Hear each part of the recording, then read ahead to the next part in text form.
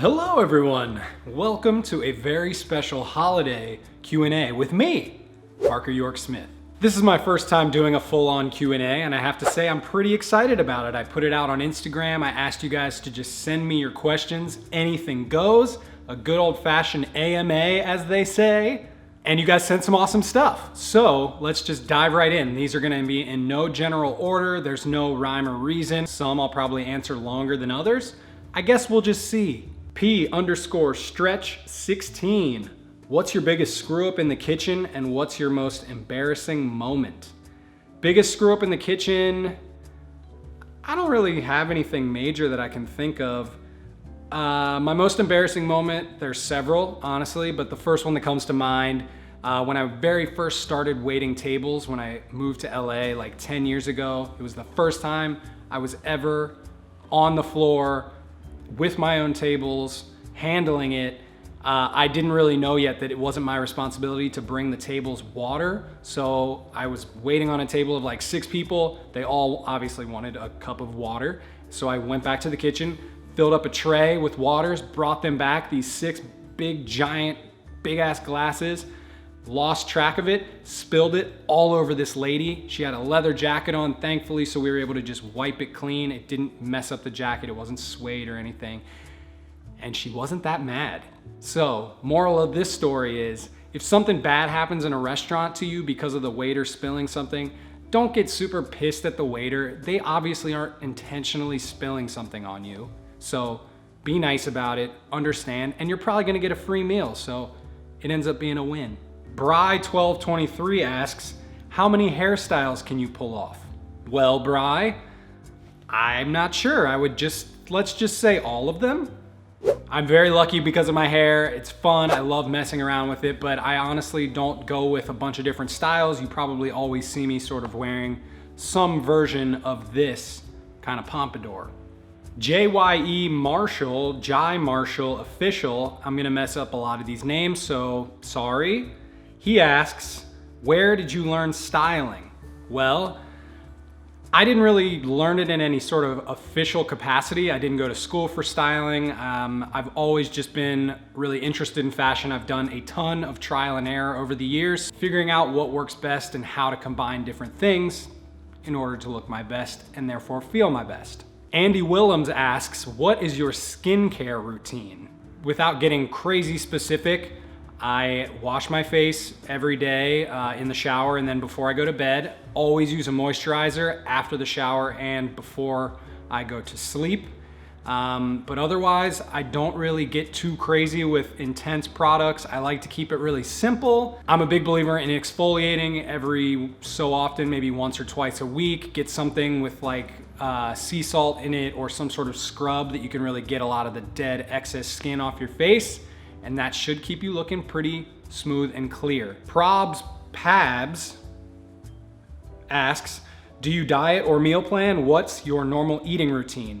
I do not diet, I don't meal plan. I'm very fortunate that I have a really fast metabolism, so I can pretty much eat mostly whatever I want and stay in pretty good shape. I'm also very active so that I'm able to eat whatever I want because I really like sweets. I love pizza, I love cheese. I love every kind of food, so I like to be sure that I'm able to enjoy as much of it as I possibly can. Real Shahid X asks, growing up, who was your fashion inspiration? I like this question because it kind of made me think back and I don't really know, to be honest. I mean, my dad was always pretty big into fashion growing up. My mom and I used to do a ton of shopping, so I just kind of learned it by association because I was always around people that also cared about it.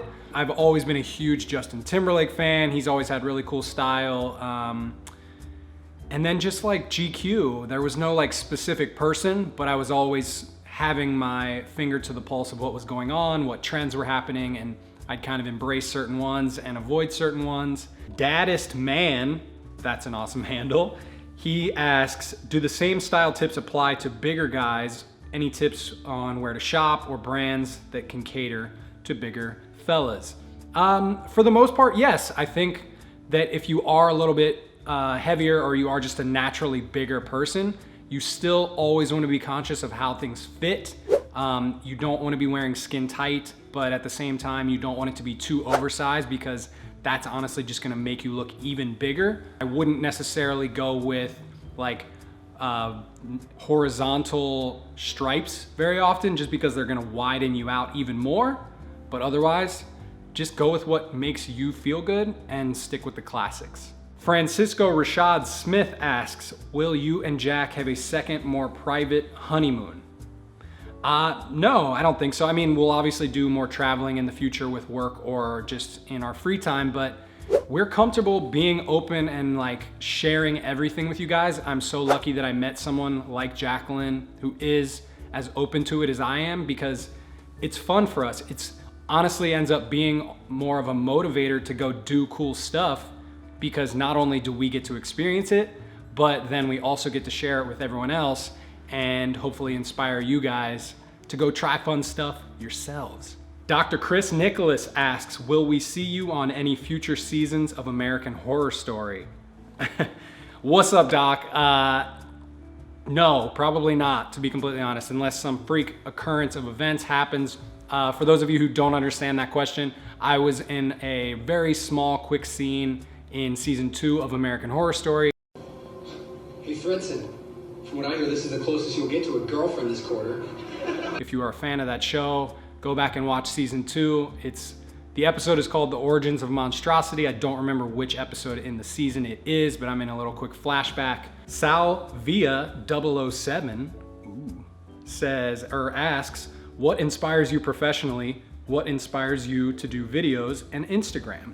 Well, for one, I love fashion. I love clothes. I love putting together a great outfit. The way that a great outfit makes me feel is unmatched to anything else in my life. So that's very inspirational to me personally. But being able to just be there for you guys if you have questions, or if there's something very specific that you want to see, and really getting that feedback when you guys show me an outfit that you put together that either mimics one of mine or takes one of my tips and incorporates those, that to me is like the greatest feeling in the world. Victoria Keon asks, what's your advice for college students that are about to graduate? Love this question. My number one piece of advice is to trust yourself. If you want to go experience something after college, if you want to move to a new city and pursue your career there, or you want to take a little bit of time to figure out what your best move is, do it. Don't feel like you just have to go follow everyone else and do what is traditionally expected of you. If you feel differently in your own experience, then follow your heart. Do what you think is best, because you know better than anybody else. Mainly K_clips asks, do you like Britney Spears? Are there people who don't like Britney Spears? JK Magno, aside from being an influencer, what do you do for a living? Nothing. Nada. Being an influencer is my full-time job, 24/7, 365. Alice_Martin_06. What was your favorite place you've ever traveled to? Easily 100% Paris. Our honeymoon was unreal. It was my first time in Europe. I want to go back now, live there, stay there, and never leave. A_lonely_traveler. Where'd you grow up?